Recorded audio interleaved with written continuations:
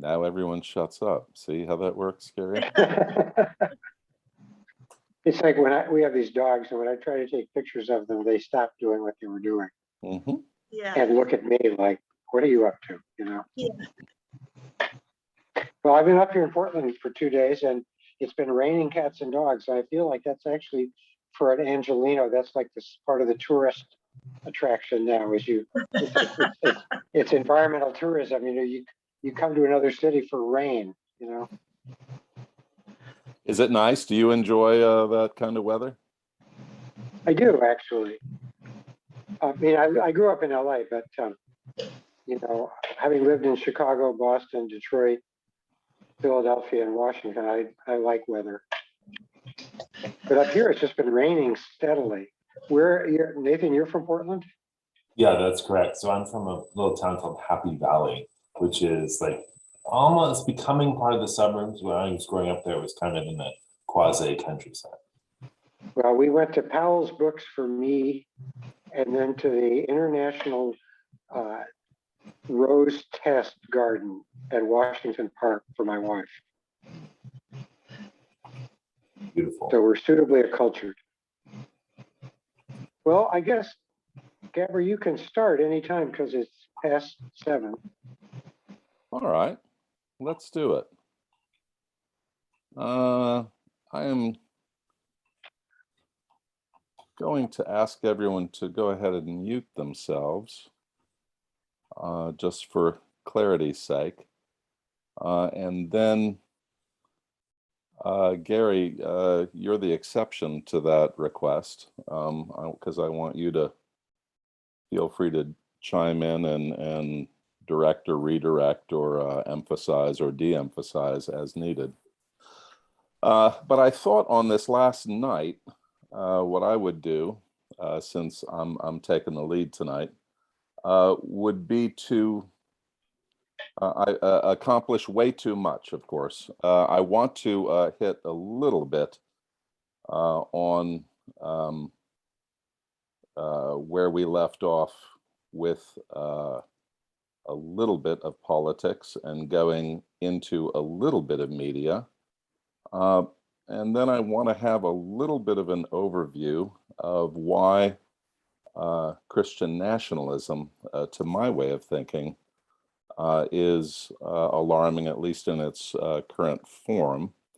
And I don't want to, I want to emphasize more the Christian part than the nationalist part, because I think as Gary and I first envisioned these 4 evenings, they really were, at least in the beginning, the idea of seminary students who will be ministering in congregations, and what will they be facing 5 years from now, 10 years from now, 15 years from now. If we had to look in our crystal ball, what are going to be the some of the hot button topics that they're going to have to be fielding on coffee hours on Sunday morning, should we ever get back to that, and other things like that. And so my original thought, and I won't speak for Gary, but my original thought was to try and see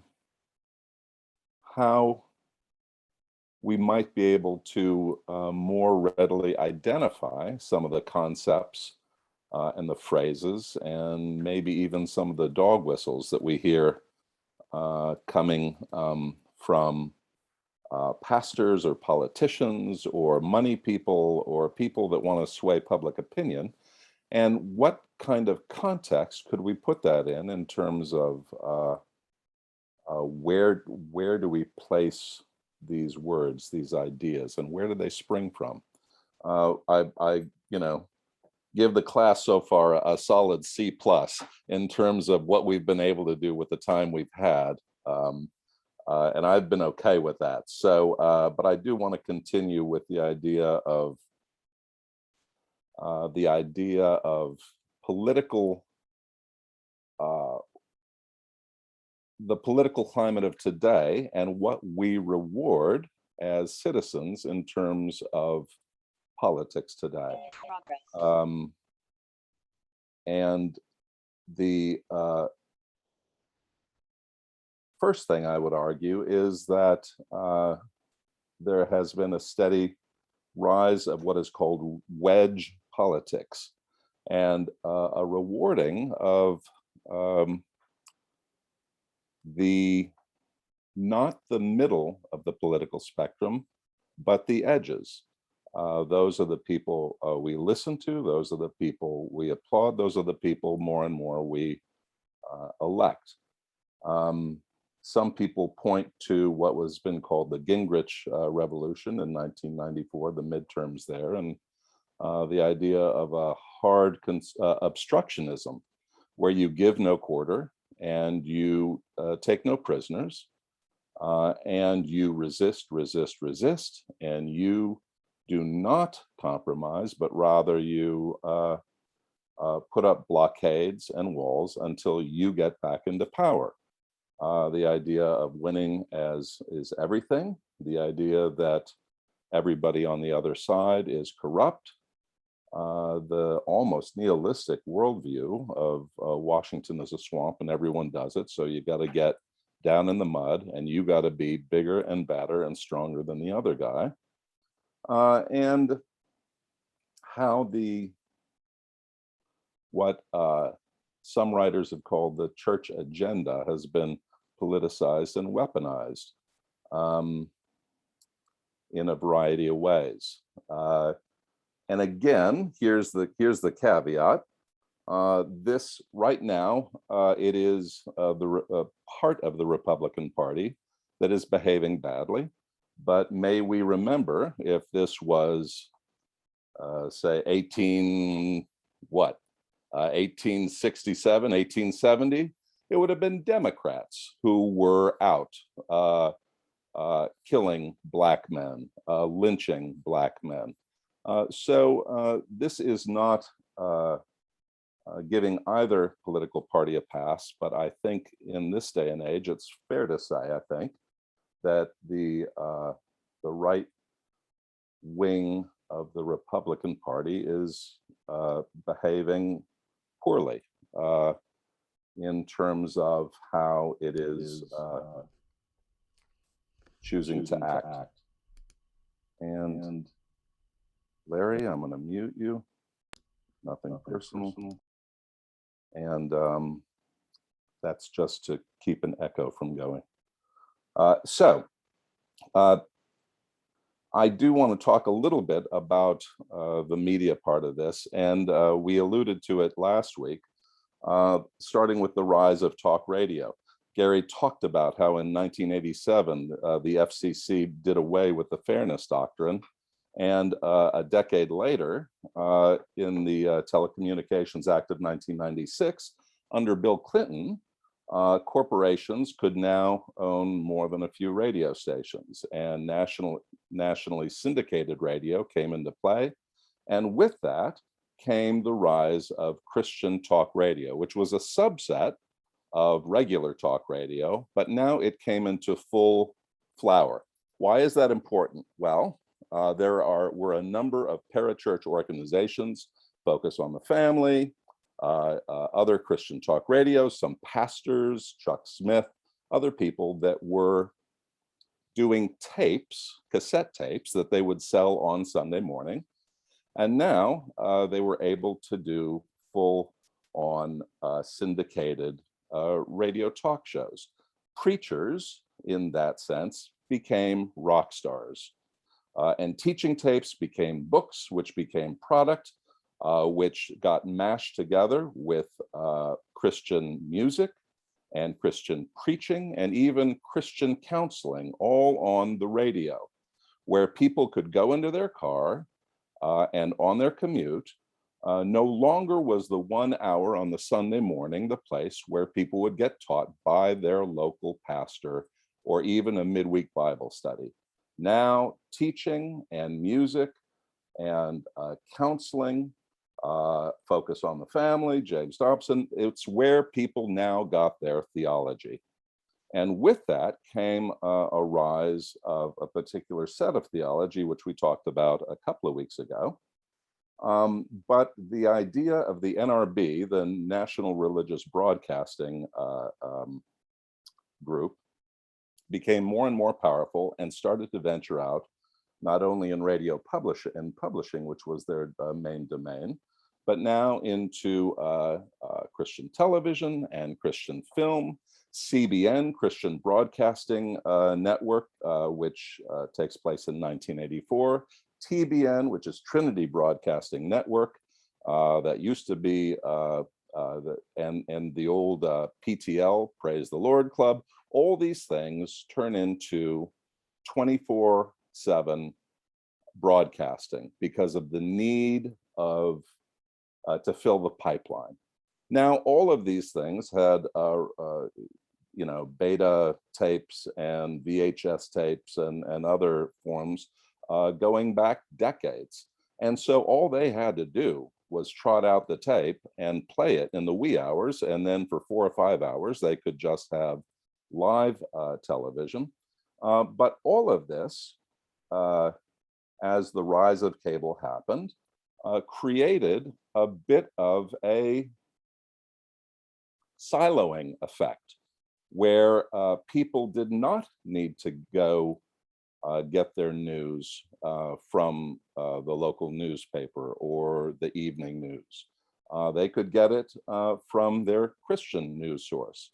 They did not have to go to a counselor or to their pastor to figure out a theological situation. It was all provided for them on the radio and on the television.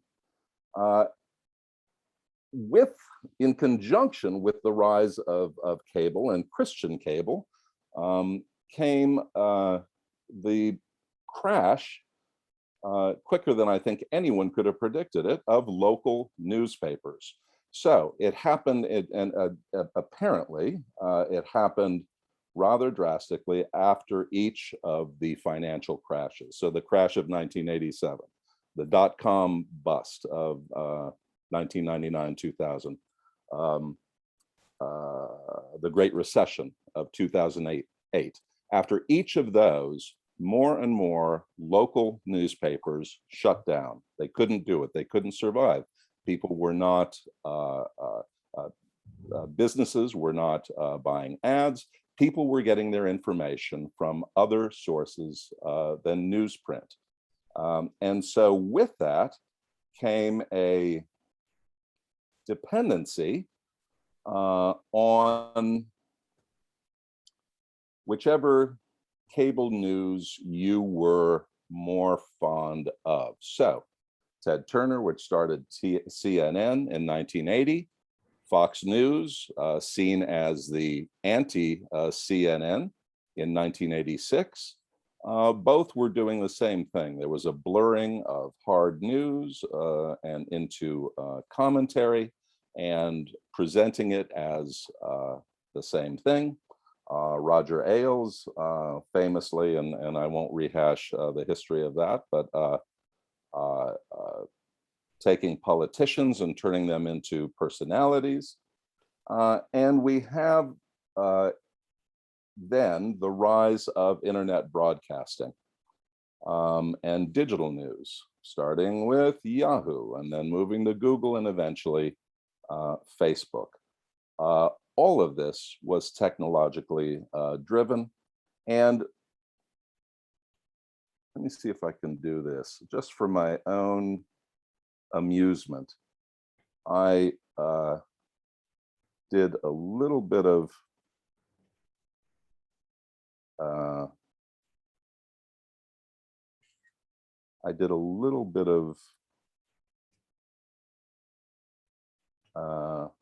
work into Apple, and I'm looking to see here. There we go. There's my chat. Let me see if I can check that out. This and you know, no slide against Microsoft or anyone else. But I just, since I owned a number of these machines, I was surprised to look back at each of the years and see this huge jump in innovation with this one company. And again, we could track the same thing with any of the other major companies. But if you see there, within a matter of a few years, the world changes. How we consume, how we relate to each other, how we spend more and more of our time. And technology is now the main source of how we ingest our own chosen worldview. And I think more than anything, what I'd like to say is that Christian nationalism is very much that, a worldview. It is fueled by a theology that very much is of one piece. It is a closed system. If you pull one part out, the fear is the whole thing will collapse. So creationism, hugely important to teach and to understand and underscore. Why?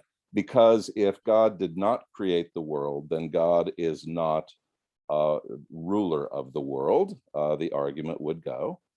And there is nothing that we owe God in terms of allegiance. If you allow science to argue for any other way, then you become prey to anti-God scientists who are pushing secularism through the idea of an earth that is billions and billions of years old, that does not need God to originate it or start it. Again, the argument goes. So once you dismiss science as secular knowledge, it becomes easier to create an alternative reality in terms of not just an alternative story in terms of a worldview, but the idea of secularism, all secular knowledge, all secular history, all secular reality is just one worldview that emerged from secular presuppositions, and you need to, not only should you need to ignore them and replace that with the Bible as the sole arbiter of truth. Here is where the fundamentalists come in. Here is where much of the worldview of creationism, plenary verbal inspiration, the idea of the 10 Commandments as law, the idea of blood atonement, the idea of a hierarchy of people. There is God who has given authority to governments. Governments give authority to families. The father is patriarch, and he gives the authority downward to the wife. They both have authority over their children. There is an orderly hierarchy of people. And then last of all, of course, you match that with an end times theology that is both fear-based as well as imminent. So you have a very, very rigid system. And this, I think, is part of the pernicious quality of this system, is that you live in a world, and I know this because I did it, you live in a world where your friends, where your family, where your faith tradition, where your church, where your culture, where everything you do and say is holistic. It is of a piece. And if you question any of those pieces, you can quickly become persona non grata. You can lose friends. You can be sidelined in the church. There is a chance you could even lose family members, or the club quickly closes ranks and chooses not to relate to you in a way that that is, should we say, of the kingdom. And that's part of what I also want to talk about, maybe not now, but I want to talk a little bit about how we might be able to envision change. How might we be able to show other ways of looking at the Bible, other ways of thinking about cultural situations, not to argue our way into a winning argument, because Lord knows that never works, it never has, and it never will. But for me, I was thinking back, and the first cognitive dissonance that came from my way of thinking, because it was presented to me from when I was a teenager. If you love God, you must think like this, right? And I did love God. And so if this was the price that my elders said was the price of loving God, God wants you to think like this, then very much I felt that at least I had to hold my tongue, even if I had questions. Again, the first cognitive dissonance I had, that is when I went to Pepperdine, of all places. I was an art major, but I loved the Bible, and I loved theology. And it was a theology class by a Church of Christ professor, of all people, who introduced me to the idea. And it sounds silly now, but at the time it was revelatory. He introduced me to the idea. We were studying the book of Isaiah, and he introduced me to the Isaiah, that Isaiah was actually written by two, if not three, different people. And I was both amazed at the simplicity of that statement, and also the logical resonance that it struck within me, and the idea that he was saying this stuff out loud. Because the church that I was going to, no. In fact, when a friend of a friend, went back and told the pastor, I was called into the office, and they were very, very concerned that I was going to a college that was teaching this kind of stuff. And, I said, look, I'm an art major. I'm not going to stop going to college because of this, but, I will tell you that I am going to be studying it. And that didn't sit well, but it continued. So I'm wondering about how we can put little seeds in these silos that are being created, and I think aren't going away. And I think, Gary, unless you've got something you want to add to it, we can open it up and.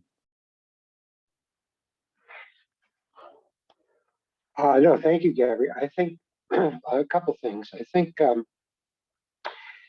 isn't the Church of Christ a New Testament church? Don't they actually base their doctrine only on the New Testament? Do I have that right? I believe so. In the hardcore, yeah. Right. I mean, because when I was in Malibu, Pepperdine had moved from South Central to Malibu, and I was in Malibu in the '80s as the vicar there, and I still remember I got their newsletter that said, something about New Testament Christianity. I think that issue is that you had is something that that a lot of people, when they go to seminary, have. Is this those of us that don't take Bible classes in college, when we go to seminary, and you suddenly have someone saying, "Well, they're forcers." Moses couldn't have written the Pentateuch, and David probably didn't write the Psalms, and you start getting all that stuff. I'd say one issue is, for all of the critical stuff that you and I have had as Episcopalians, a lot of Episcopal, and Nathan maybe want to chime in on this, a lot of Episcopal preachers preach as if the Bible was written by Moses and David. And, in other words, we preach a lot of times out of a pre-critical understanding of the scriptures, even in our church. And so I would say our own folks most Episcopalians have not, uh, in their adult ed classes in congregations or in the preaching, heard. So in some ways, most Episcopalians have the same kind of almost fundamental understanding of the scriptures that Christian nationalist people do in a way. They may not believe in the literalness of it, but the idea that there are two infancy narratives that totally contradict each other. I don't believe I've heard any preacher ever get up and say that on Christmas Eve. So I think there's a way in which we clergy from more progressive traditions have not, for whatever reason, have not really preached or taught out of our own critical understanding of the scriptures. And my experience is that people in the pews often find that stuff liberating rather than scary. I think a lot of our preachers think they'll lose their jobs if they say something that conflicts with people's preconceptions about how the scriptures are. But my experience is that when you actually do that kind of critical work, people find it liberating. So one of the things we might try to find a way to do is to do Bible studies that actually encourage the kind of critical stuff that you experienced in college, rather than the ones that are just totally pious without any kind of critical thinking. Gary, I think that's a really wise point. I think a lot of people are walking around with second grade knowledge of kind of a felt storyboard version of Christianity because it's believed that that's all they need. And whereas in any other part of life, we continue to grow and learn and research and look at things. It seems as if once we get "Now I lay me down to sleep" and the Lord's Prayer under our belt, and we show up at church and get a host once a week, then we're good. And I think part of the theology that I want to push back against is that flattened down worldview of biblical inerrancy, where every hardship and every question has one answer. And once you know that one answer, you can move on to the other ones. And once you've conquered all of the hard parts of the Bible, you're done. And so Walter Brueggemann is a prime example of someone who has spent a lifetime breathing life into the Hebrew scriptures and trying to rehabilitate how so many Americans view those scriptures and create an idea, and through his storytelling to create a different view of a theology and a prophetic voice and a theology from the bottom, which is what so much of the Hebrew scriptures as well as the New Testament scriptures are. And we forget that on top. Gary, go. Well, the other thing is, and I'll shut up now, but I think I'm putting you on the spot, so you can decide whether you want to be on the spot or not. I'd be interested, though, in your own experience in that world. There was clearly a period of time when you found that stuff nourishing and life-giving, and then you didn't, right? So I think I before we ever leave, in some ways, last week I was portraying all these people as like Darth Vaders running around just doing evil, and clearly there's another side to this. I mean, these are flourishing communities that people find where people find meaning and do service and that kind of stuff. So I don't want to totally paint them all with one brush, but I'd be just interested in hearing about the process, how you went from being part of that kind of world to really realizing that it wasn't for you and you needed to find another tradition. So to the extent that you could just say a little bit about that, I think it'd be helpful for the rest of us. Yeah. So again, as I kind of fell into the Jesus movement as a teenager, and it was the moving of the Holy Spirit, believe it or not, in palpable ways, that grabbed my heart, and it was a Bible that I had never paid much attention to, and the stories in there of this strange God that grabbed my imagination and my heart. And once I was told that forgiveness and a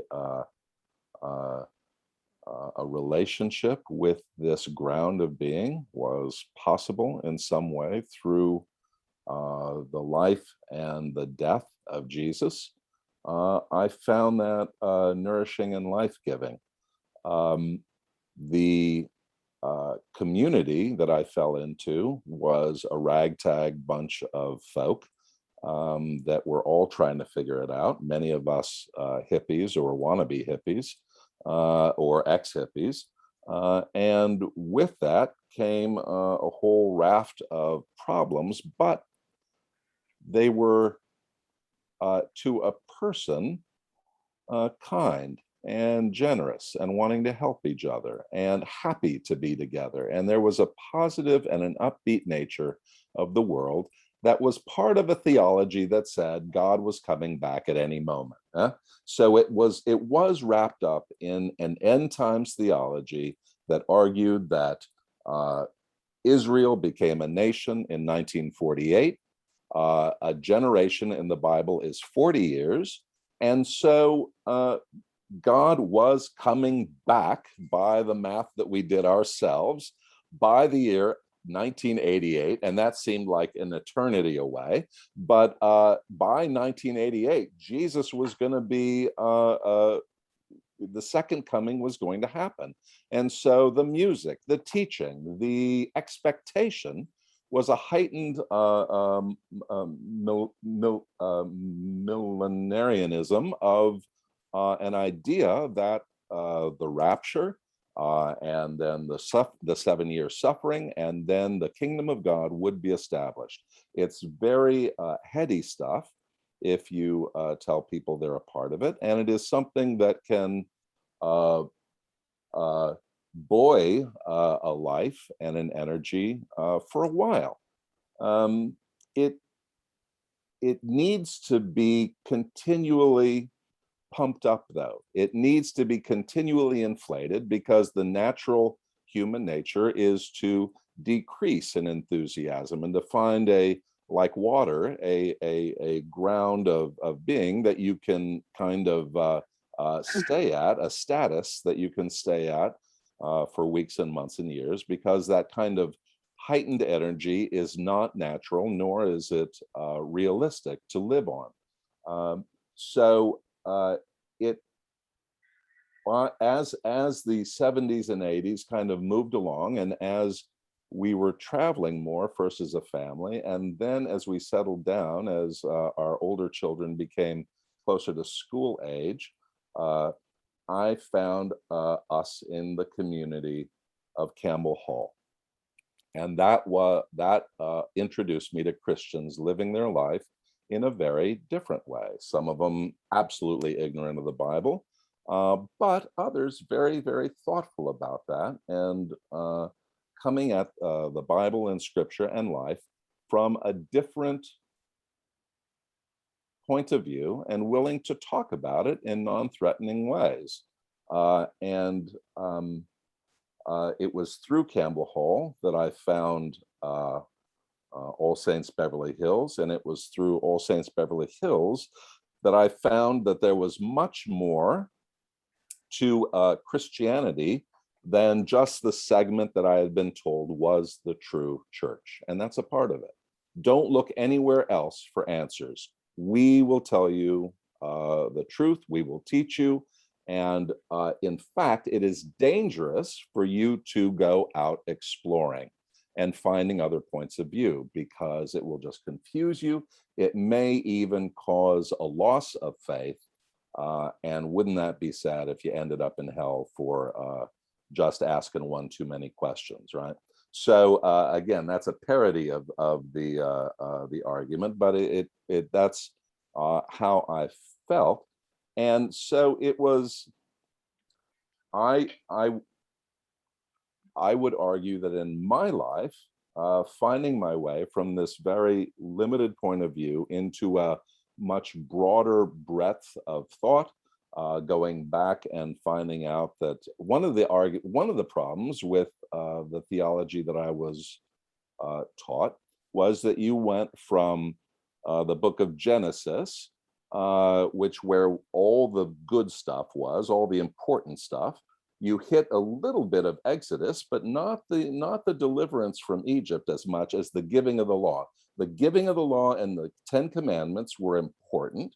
And then you went straight from there all the way to the prophets talked about pointing to what was to come. So you kind of skipped over a lot of that and you went straight to the four Gospels. And then Acts, especially Acts chapter 2, were important because that's the coming down of the Holy Spirit. And then once you get past Acts 2, then you can go straight to Revelation. And that is kind of the Jeffersonian Bible of my teenage and young adult life. And so finding that there were scholars, finding that there were Greek Orthodox thought that went back thousands of years, and finding these great troves of thought and of spirituality. It was like a kid in a candy store. I didn't know where to start. So, but that's what kind of cracked things open. Right. Was the Well, and also you were fortunate, Carol Anderson was such a biblically sophisticated preacher and thinker, so that you walked into a place where the rector was, some wasn't a big jump in some ways because of she was so sophisticated about the scriptures. I think one of my questions, I mean, because I can think of other churches which you wouldn't have found as congenial, uh, um, but I think my other question then, and really I should stop and just open it up, is how do we create those kinds of communities of engagement, right? I mean, you walked into a parent body at a school where you were able to, or had to engage across difference, right? And we all now live, as you talked earlier, we've become just incredibly more segmented and siloed in the sense that, and now even our zip codes are very descriptive. You can almost describe someone politically by the zip code they live in, and maybe even religiously. So I guess the question is, how do we create those communities where we can bump up against each other and engage each other in a safe way? Because it seems to me our churches really aren't that, because folks from the background you're describing just don't wander into our churches particularly, right? So it's got to be somewhere else in the culture or in the society. Yes, and I want to give people just 30 seconds to think about how they might want to help us wrestle with that question, because that's a worthy use of our time. But the other thing I want to do before I forget is I want to just use this chat thing here and talk a little bit about the books that have been important to me on this subject. And this is not exhaustive, nor is it in the order of relevance, but The Power Worshippers by Catherine Stewart is, you've heard Gary and me reference that. It's a good book in that she's a good storyteller. Gary, you want to say anything more about her writings? And No, I like that book a lot. I mean, she tells you these stories, like last week when I talked about the guy whose name has now gone out of my head, who started Capital Ministries. She really describes going to Merced and going to an agribusiness sort of rally, and she does that all through the book. So she describes she describes the doctrinal stuff, but she also does it in a kind of storytelling way. you have a good feel for the people that are there, their hopes, their fears, and how they're being used and pushed and nudged in different directions. This is another book that was released the same year, Taking America Back for God, Christian Nationalism in the United States, a guy named Andrew Whitehead. And this is more of a charts and graphs and polls, if you're kind of wonky in that way. He breaks it down in terms of what Christian nationalism looks like in terms of its hard form, its soft form, those that are slightly opposed to it, those that are radically opposed to it, and he does it in interesting ways. A book that came out a year before that, The Founding Myth, is a little bit more, I would say, acerbic. Andrew Seidel is no fan of Christianity, or at least this form of it. But he does a very good job of going back into the early parts of the nation's history and discounting the arguments about why this is a Christian nation and the conflation of just, off the top of my head, the conflation of pilgrims, Puritans, and founding fathers into one mashed up group that all believed the same thing, all had the same focus, all had the same desired outcomes. And he says, no, no, no, no, no. We need to tease out the strands of this so that we can see what they were up to and why these things were focused on in each of the different categories. Here's one of my favorite books that I really, really have enjoyed. Jesus and John Wayne, it's called. How White Evangelicals Corrupted a Faith and Fractured a Nation. That is a very sensationalistic title. The book is not that sensationalistic. She actually does a hugely interesting job in arguing about how the 1950s model of manhood and how that got mixed up with religion, and Jesus became the carpenter with muscles and rough hands. He was still white, but he was a man's man. He could beat up anyone. He took no prisoners. And John Wayne was the kind of movie version of Jesus in a cowboy hat. And she does a pretty damn good job in arguing for how this was so. There is just a few other books that I want to mention. This one by Michelle Goldberg called Kingdom Coming, The Rise of Christian Nationalism, is a fascinating book because it was written in 2006. So it is not, I don't want to say tarnished, that's the wrong word, but it's not tainted. I don't know. It doesn't have, this was, a decade before Trump and Trumpism. It's not, it's before the insurrection on January 6th. She's seeing things just starting to bubble up in ways that were interesting to her. And she writes about them very, very, very well. She was a Salon magazine author or publisher, I guess, or editor maybe. And really, really interesting book as well. If you're interested in some of the Rushdoony stuff and the Christian Reconstructionism, Julie Ingersoll does a great job called Building God's Kingdom. Again, this was pre 2016. And then the other book, and I'm getting into the weeds a little bit here, but I want to make sure I throw some of these at you. This is an interesting book by a guy with an interesting name, Crawford Gribben. He's an Irish guy out of Belfast, and he's been looking at the whole idea of Reconstructionism in the Pacific Northwest and the migration of whole families, sometimes even communities moving into that area and setting up shop as a way of a bit of a doomsday situation, a little bit of a prepper thing, like with bug out bags and everything else. And That's why I'm up here in Portland, actually. yeah, there you go.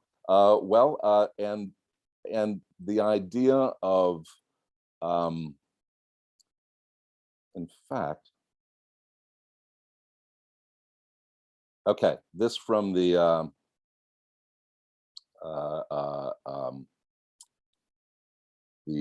preface. Over the last 30 years, conservative evangelicals have been moving to the northwest of the United States, where they hope to resist the impact of secular modernity and to survive the breakdown of society that they anticipate. These believers have often given up on the politics of the Christian right, adopting strategies of hibernation while developing the communities and institutions from which a new America might one day emerge. Their activity coincides with the promotion by prominent survivalist authors of a program of migration to a region encompassing Idaho, Montana, parts of eastern Washington and Oregon and Wyoming as a haven in which to endure hostile social change or natural disaster, and in which to build a new social order.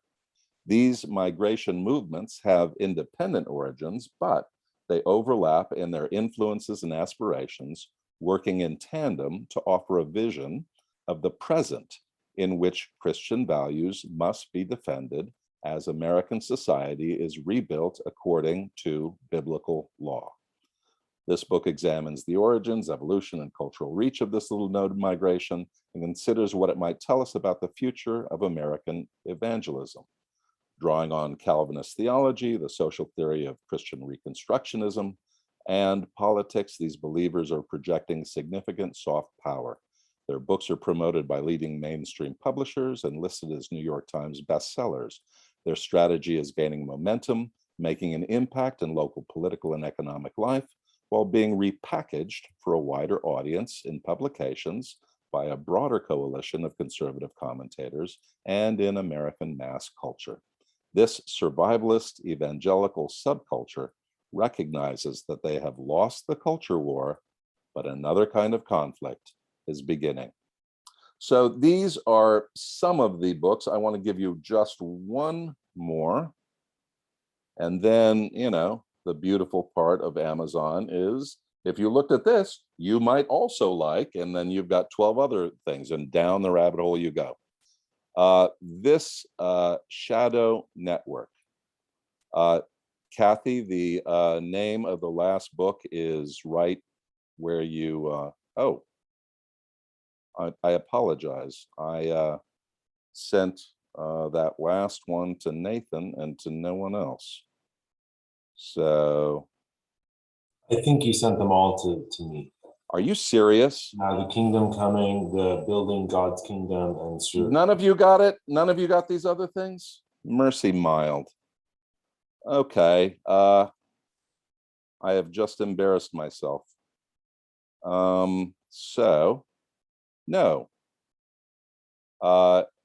Nathan, I'm seeing that everyone got all of them except for this one. Do you want me to paste it? Would that help you? I can paste those for you.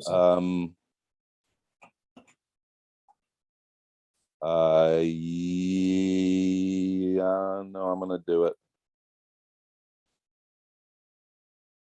And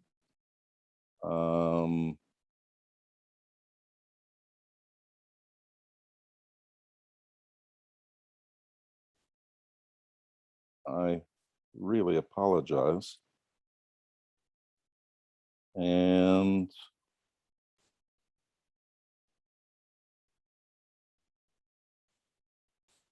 this last one, Shadow Network, is an interesting one because we haven't mentioned the idea of money coming in from corporations and individuals and political action committees that subsidize a lot of this thought and soft as well as hard power. Shadow Network does a really good job of, again, a little more sensationalistic than I'd like, but the information is there if that's your cup of tea. I think I got all the books now, and I think everyone's got the list. So that should get you off and running. And we haven't even touched, sadly, on the idea of not only Christian nationalism, but where does white nationalism fit into the scheme of things? Because they may not be a perfect match, but they are certainly kissing cousins and maybe even twins in terms of thought, in terms of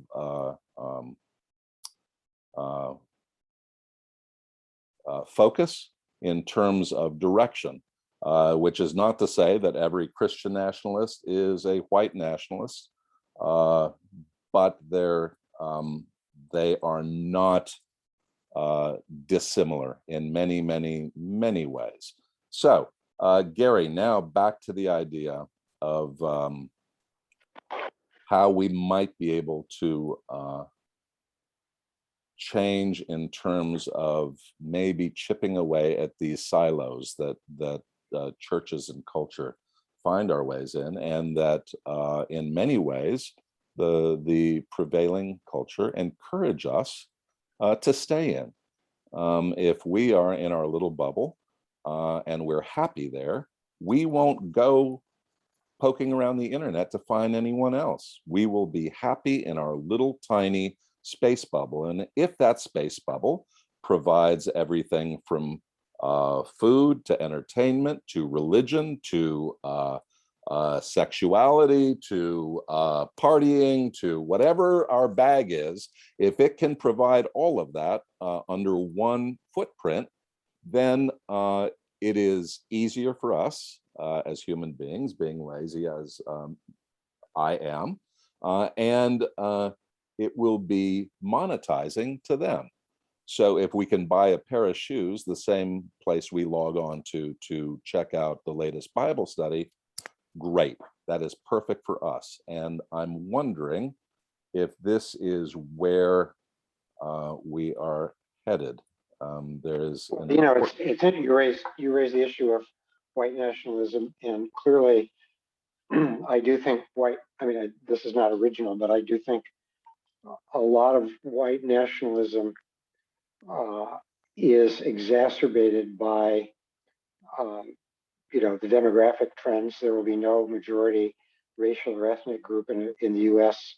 By the 2040 census. And so clearly, in some ways, the emergence of all these, what is it? Tucker Carlson talks about white replacement theory. There is this anxiety among white people. I don't particularly have it, but there is an anxiety among white people about our looming minority status in this country, and we're already a minority in California. And so I think that exacerbates the white nationalism in the sense of trying to hold on to a kind of a culture that was dominated by white people. But also, I think it's tied to the same problem of the segmentation of our culture into niches, and how many of us actually have dinner regularly with people of another racial group. We tend to still be segmented into communities and into friend cohorts of similar racial identities. And so, again, it's the question of this has been a question in our culture since the 60s, right, in terms of desegregation. I still remember James Baldwin in the 60s saying, you can't desegregate the schools till you desegregate the cities. And of course, the first thing we did was try to resegregate schools. And we've been very effective in resegregating schools since the 60s and 70s. So it's almost an intractable problem of engagement. I have a friend who's a political scientist at DC who basically thinks that he actually dates all this to the formation of the all-volunteer army. That the army was the last place where people from every socioeconomic and racial ethnic group had to figure out how to live together for a couple of years. Now they were men mostly, obviously, in those days, but you had a lot of cross class, cross identity socialization, and so that's why some people make the argument for 2 years of service of some kind that right out of high school or college that would really put people together in different ways. But I think it's I'd be interested in other people's ideas about this because I think you had a chance, you had an opportunity of being engaged by people from across religious difference, and those are rarer and rarer opportunities now. Um, and I guess I get pessimistic about the possibility of doing the most. There's some national service or something we all do, where we all just have to bump into each other. Yeah, well, I'm going to keep my mouth shut and let other people chime in here.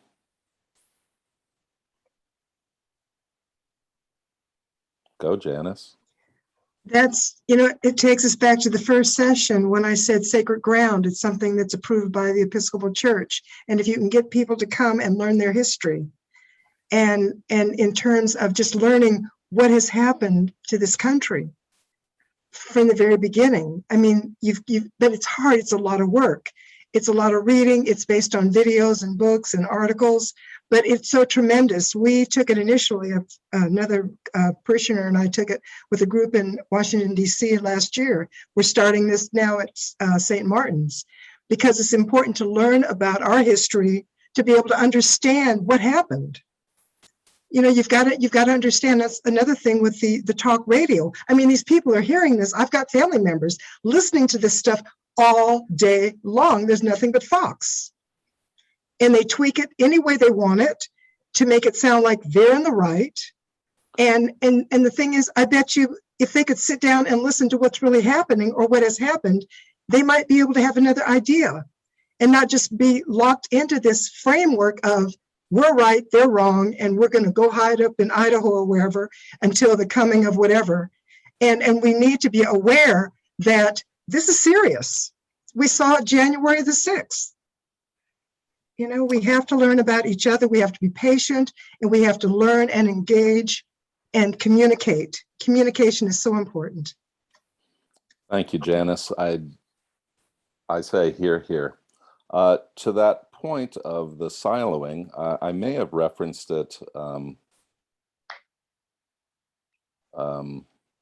last week, but this is a New York Times article. I've just put the URL there, and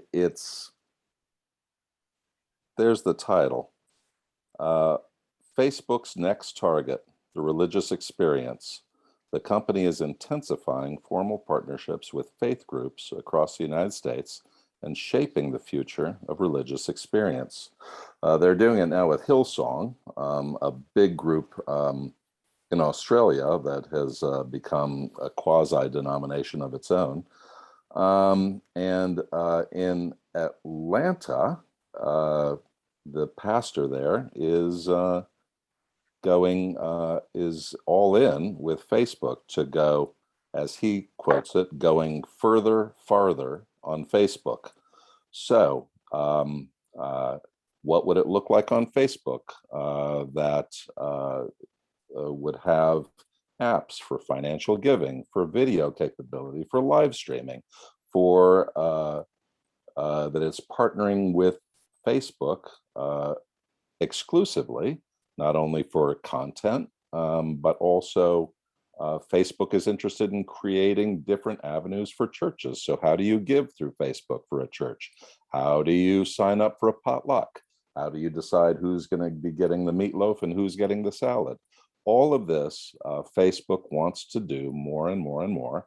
And as a business, you can't fault them. Their job is to get more and more eyes on their pages and to get more and more market share. And they have the money and the power to do it.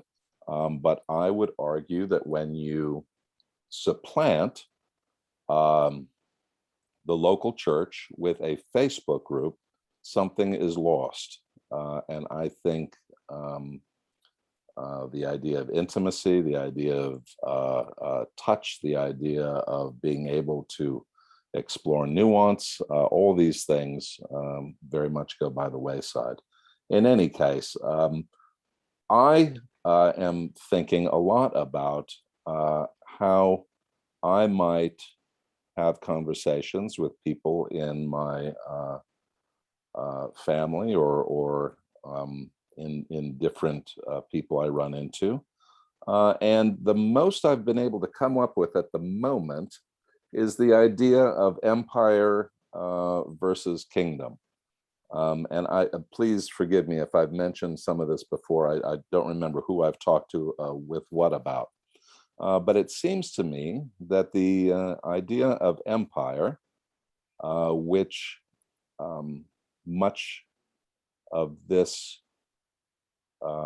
theology, I would argue, is based on. When you look at any empire, whether it's ancient Egypt or modern day Russia, you can kind of see the same outlines of based on fear, the idea of scarcity, the idea of conformity, the idea of a very binary system, those that are in and those that are out, you're either right or you're wrong, and kind of an obedience by either a soft or a not so soft form of force. Whether it's an emotional enforcement, an intellectual enforcement, or if we're talking about in some countries and states, even an enforcement by military or police. And you take that and you put it side by the idea of kingdom, as some people say, the realm of God, the idea of this space that Jesus talked about so much about in his parables and in the Gospels, where you're there, you're here, you're a part of it. There's nothing to add, there's nothing to prove, there's an abundance, there's a unity within diversity, there's an interdependence, there's a welcoming spirit, there's a reliance on God's timing, on the Spirit's working in that realm. And I'm not trying to be too rosy, goo-goo-eyed about it, but I've experienced that. I've experienced it in the Episcopal Church. I've experienced it in other places where people have put down their guard, put down their arms, put down their walls, and have tried to cross over boundaries by being human, by risking words that they're not sure how they will land. Will they be heard in the right way? Will they be heard as hurtful or as demeaning or derogatory, even though my heart is not there? All these things are, I think, the work of at least some parts of the church. And like my black and brown brothers and sisters, they say, y'all are white and y'all need to do it. And they are not wrong. This is the work of the white church because many of these problems come straight from the white church. So we got to clean up our own side of the yard as we reach across and try to create these little webs, these little tendrils of communication or relationship. Thoughts by anyone, please stop me from hearing my own voice. I'm tired of it. I would just say one thing, and then, I've preached twice in the last 2 weeks, which is bizarre because neither was a funeral, once in Santa Barbara and once in Newport Beach. And, I was extremely comfortable in both places. I was comfortable with the liturgy. I was comfortable with the music because I was the one speaking. I was comfortable with the preaching. But I just wondered at both places how a person that wandered in from Saddleback Church would feel, and would they really feel welcome? And I wondered if, at some extent, we have to work a little bit to make our church more welcoming. And I think not just with new member tricks, church growth tricks, but to make the experience of going to the Episcopal Church feel less exclusive, because I think it still feels, and again, and I'm not criticizing either church because I really enjoyed both Sundays, but it just felt like a very in group of college educated, progressive people with good taste. And I just don't know if I wandered in there with a leisure suit, how I would be. I mean, they don't have leisure suits anymore, so you can relax. But I just don't know how the culture of our church communicates a kind of exclusivity, right? And and until we can actually be a meeting ground, we used to be a meeting ground of liberals and conservatives. I don't think we are anymore. I mean, the good news is that we solved all the issues about same-sex marriage and ordination of openly gay and lesbian and transgender and bisexual people. But the bad news is that the other people didn't like that, all left.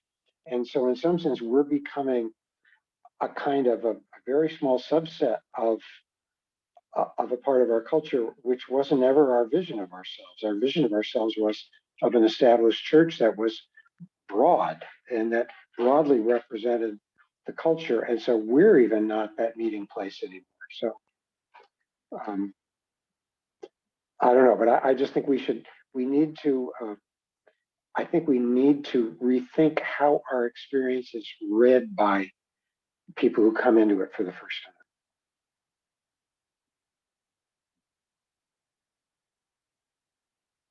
Kathy, unmute. Came to All Saints.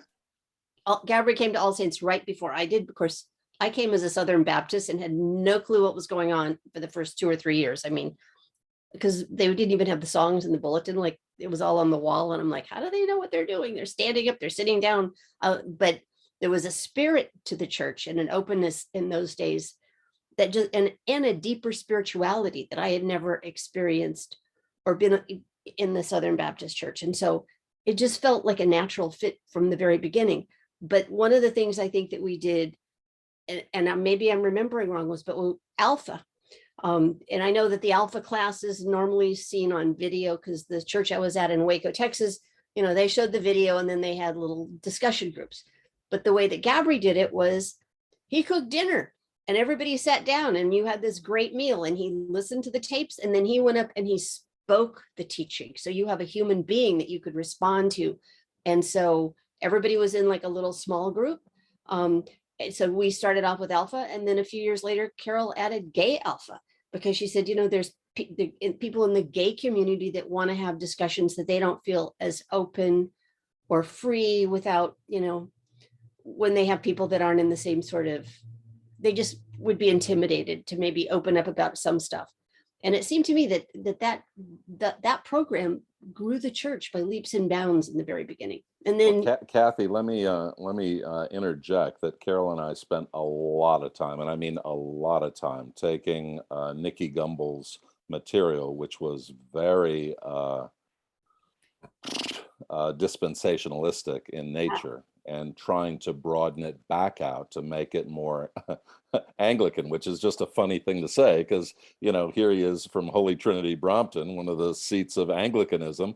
But we were like, no, we got it. We can't let this be just one more version of dispensationalistic thought. We need to broaden this out and make this much more relational and much more about people talking to each other about stuff that people never talk to each other about. Right. Things like life, things like death. What are you afraid of? What are you thinking about? Who is God? Who is the Holy Spirit? All those things. We tried to tease out subjects that people could talk from their heart, and even if they don't agree, come to a place of relationship. So you're not wrong, but I think the secret sauce of that was actually the dinner part. It was the It dinner is. part You're and it was the sharing. discussion. And you have a church. I mean, we came, I think, from, if I remember correctly, 21 zip codes or something insane. So you have all these people that come for it. You go into church, you hear your service, and then you leave. And a lot of people didn't come back. But the gathering for a meal and then having that discussion, you made a group of friends that then you prayed with, and you became like a little community within the bigger alpha. But it formed groups sort of organically. And there's something about sharing a meal with people. And if you offer childcare, people will come. I mean, that was always my thing. Give them a babysitter and people will show up just to hand their kids off for a little while. And then the other part of that was Gabby started doing education for ministry, or EFM at night. And I mean, I think for me, that was like the first time I ever heard about any of the stuff that you were talking about, and also sort of the Eastern Orthodox traditions.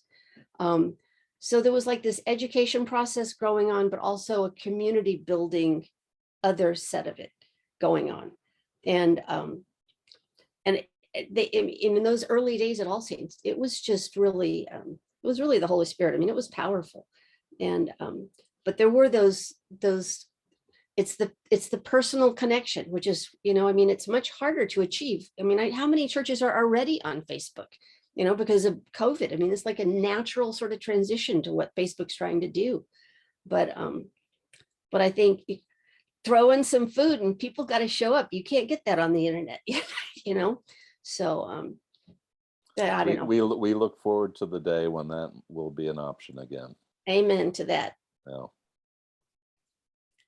Who else? Suzanne, go ahead. I just wanted to say that I think that ultimately it always comes down to one-to-one. That there's no way to say, oh, you all are welcome, and have it actually apply to everybody. It's the saying, okay, if I start from the assumption that you're not an idiot, and you start from the assumption that I'm not an idiot, can we maybe talk about some of these things? And because I'd really like to understand where you're coming from. And I'm not quite sure how to facilitate that other than what I just said. All right, thanks. Yeah, you're not wrong. Yeah. Chrissy, Colleen, you guys got anything? I hear that. Go ahead, Gabby. I was just going to say, I think that means we have to figure out ways to engage other people outside of our usual cohorts. I mean, and that requires a level of intentionality and energy that, you know, I just get into these ruts and grooves with who I see, you know, and all that. And then, you know, so I think, yes, I do. I think it does come down to one-to-one. And it comes down to sort of trying to engage folks that are not the people you would naturally engage, you know, in your everyday commerce. I want to add that I think it also comes down to a natural curiosity. Mhm. Who are you? What do you think? Why do you think like this? Oh, wow, that's really interesting. I don't agree with you, but let's explore this. And I'm not sure how to facilitate that. I wish I was.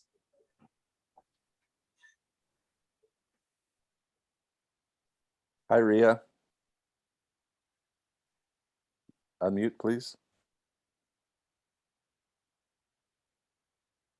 I wanted to add that when I was at uni, I used to attend functions that were held by different groups, like the Newman group, and I would go to activities that maybe the Catholic group was putting on, or the Islamic group. And I did that because I wanted to understand how these groups function in the States and what is appropriate and what was inappropriate. And it was also a way for me to get an idea of being able to communicate and share my thoughts and my visions and my feelings with other people who might have been held a different view than I. And sometimes I was surprised in that there would be genuine communication and openness in our sharing of information. And it led me to understand that if we can communicate, if we can honestly get our thoughts out in sort of an intimate setting, regardless of size, that I could understand what their ideologies or what their beliefs were. And I'm not saying, and gain a new appreciation for it. And they in turn could see where I was coming from. And sometimes we had more in common than we had differences. And there were also other occasions when our differences became more of a sense of language that we use rather than a sense of ideology. Then there were other times when I thought, okay, I've spoken, I've listened to what they're saying, they've listened to what I'm saying. And we really didn't have perhaps a lot in common, but at least we had opened a safe harbor to have these dialogues and to have these communications without it ending up in some big brawl or ending up with my having felt castigated or afraid or my having left. And I like that because, you know, if I'm seeing you face to face, person to person, I can look at your body language. I can see whether or not you're giving me eye contact, and for me, those are important features for me to determine whether or not you're sincere in how you're presenting yourself and what you're telling me. So. I have a question. Go for it. You know, I agree with a lot of things I've heard. I heard you use the word money twice, I think. And I was wondering if you or anybody else on the panel would suggest that the resolution of this dilemma has an economic driver involved. We're not just sitting in a room playing nice. The other drivers involved. That's right. I mean, I think that's the point that both the two books of Taking America Back for God and The Power Worshippers is that there is a weaponization of this movement for economic ends. In other words, it's not just, and so I don't mean necessarily that, the evangelists are getting rich, although they probably are, but that the people that are, funding them are funding them for a policy agenda, right? So yes, there is, you're right, there absolutely is. I mean, that's a helpful corrective. I mean, we're all talking about sitting around playing nice with people, and there's still people that want to weaponize this stuff for an agenda that is anti-democratic at best. And so right, and so that raises the other question: is are we willing to get in and wrestle around in that arena? And again, part of our tradition is we're sort of a polite church, right? I mean, so it's the idea that Katie Cannon, who's an African American woman who's a Presbyterian who came to teach at the seminary I went to after I was there. She took one look at the Episcopal Church, and in her introduction to ethics class, one of the texts she had her students buy was Amy Vanderbilt on etiquette, because she said Episcopalians don't have ethics, they have etiquette. And in some ways, I mean, she was being acerbic, but there's a way in which being polite is, so in terms of, getting in there and really doing the sort of power analysis and money analysis kind of goes against our habits as a denomination, I think. Well, we have a couple of people from the Poor People's Campaign, or at least folks that self-identify that way. And I want to hear from them. I know not a huge deal, but I do know that there is an argument for what they call a moral reset for the nation. The idea that it is our responsibility to focus on poor and low income Americans, and not only for the urgency of the moment, but also for the long haul. So I'd love to hear your thoughts, critiques, pushback, ideas. You know, someone mentioned a while ago the military. I think it was you. And I spent 30 years in. So I was in the reserves, a couple of wars too, but I transitioned from one circumstance to the other. And I got a good look at the social process. Whereas in the military, people did what you had to do. You didn't go out and get an ego trip and say, I'm white or I'm black or I'm whatever. You did what you had to do. And Monday morning, I come back to work and I saw these problems. So I started comparing the military with the civilian strata, you know, and I saw they were lacking, you know. So it's some variables that the Poor People's Campaign is a bottoms-up movement, and they know that they're not going to change the power structure's mind. They, you know, they're going to have to talk, not by talking. They're going to have to go in and make a move. I don't mean to sound, you know, mean or nothing, but people don't change until they have to. And you have to present the economic problem before them, the racial problem. There are a lot of different drivers that you have to address. And in these meetings, sometimes we get lost in niceties. I don't even throw chairs or anything at Donnybrook, but you have to entertain, you know, the truth, you know, the painful truth, to Right. change movements.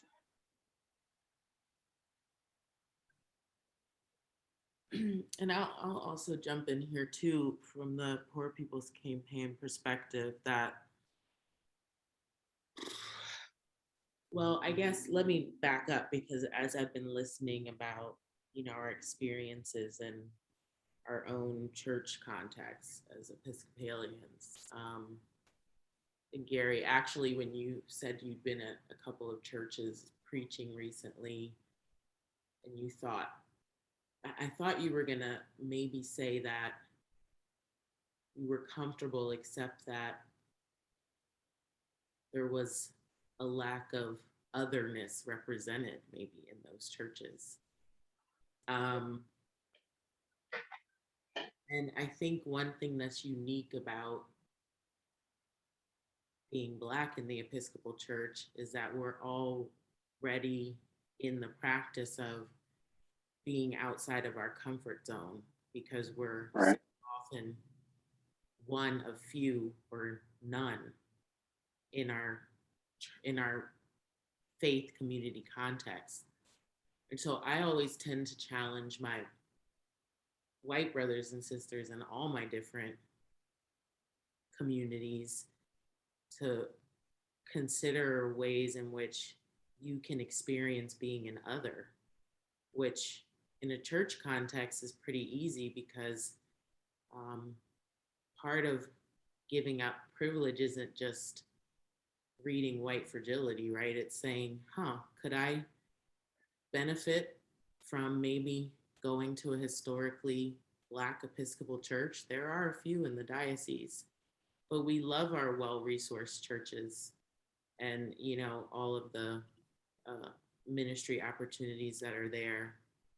I'm in the discernment process in the Episcopal Church.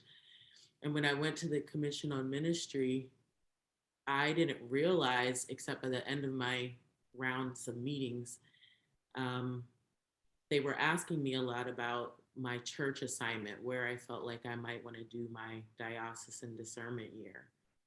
And I realized only in that day of meetings that even I, as a Black woman, have only ever worshiped in well-resourced, predominantly white Episcopal church congregations.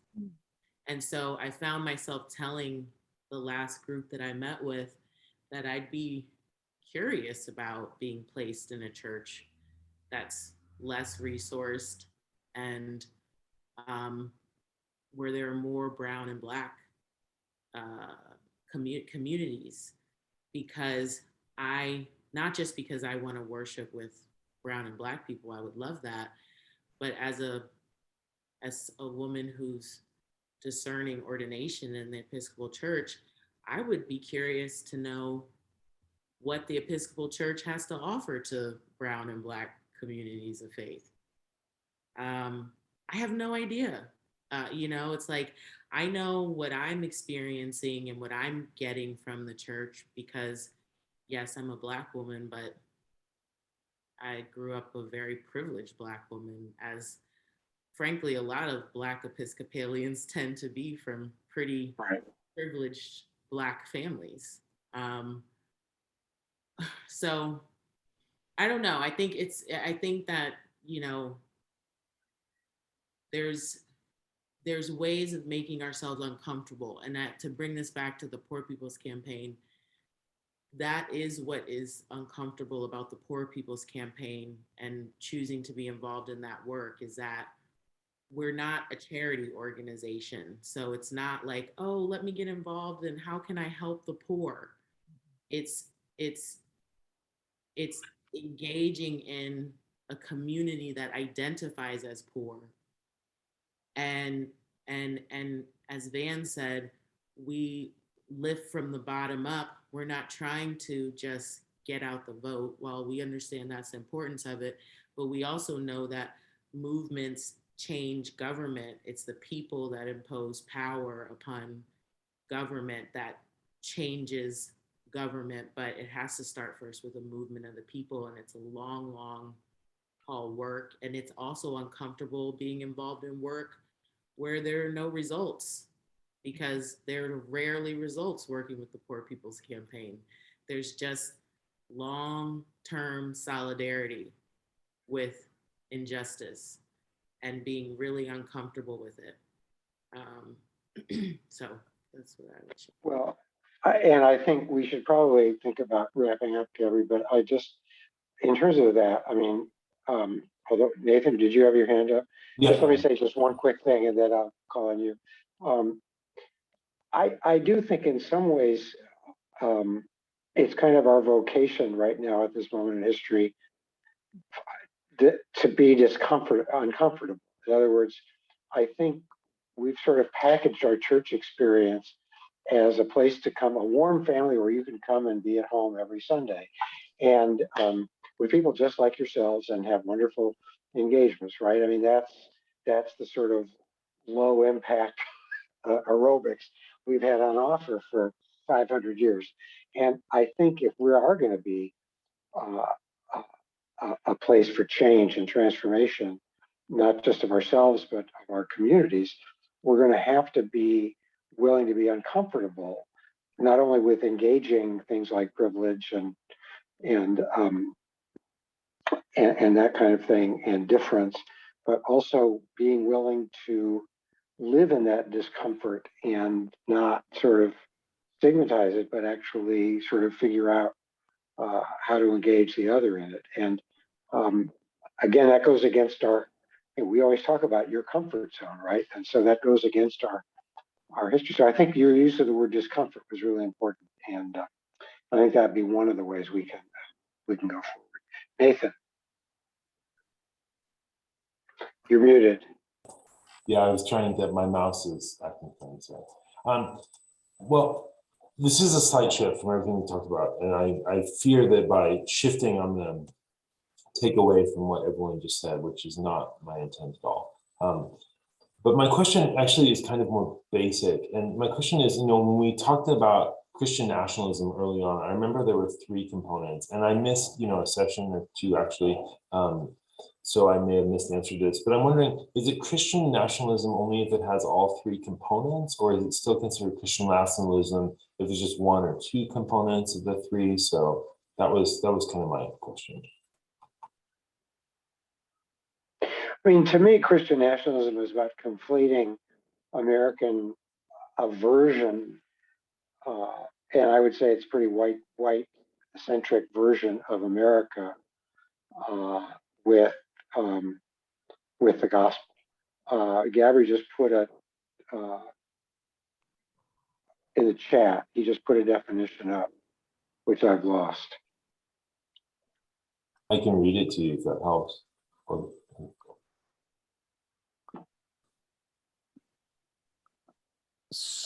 So Nathan, I think that Christian nationalism as a whole would embrace all three of these, but that as it is extended into meat and potatoes day and day packaging, different groups take one of these and underscore them and kind of lean into it. But I think most, if not all, self-identified Christian nationalists would argue that there is a past that we must identify and return to. And by the way, they're not wrong, and we've tried to underscore that. Gary's done a great job of saying that, yeah, a lot of our history is by people who proclaim themselves this or that or the other. The present day of a government taking active steps to ensure that Christianity continues to hold a privileged position in the public square, I think is more interesting because you can substitute the word Christianity for evangelical Christianity. You can substitute it for white evangelical Christianity. You can substitute it just for white nationalism. And it kind of works on all those levels. And it's something that, for me, I want to pay attention to and try and figure out what I'm looking at or hearing or digesting, not unconsciously, but kind of with a real consciousness of what are the people saying beneath the dog whistles, the buzzwords, the feel-good feelings of mom and apple pie and country, all of which, by the way, I love. I love my mama. I think apple pie is amazing. So nothing against that. But what is it?